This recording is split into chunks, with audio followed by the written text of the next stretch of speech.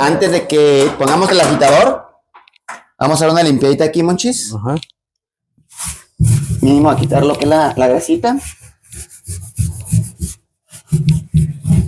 ¿Por qué? Porque pues, supone que si vamos a poner el agitador, cuando pongamos el agitador, para volverlo a quitar, nomás porque lo vamos a limpiar mejor una vez. Le damos una buena limpiadita. Y podemos hacer este agitador.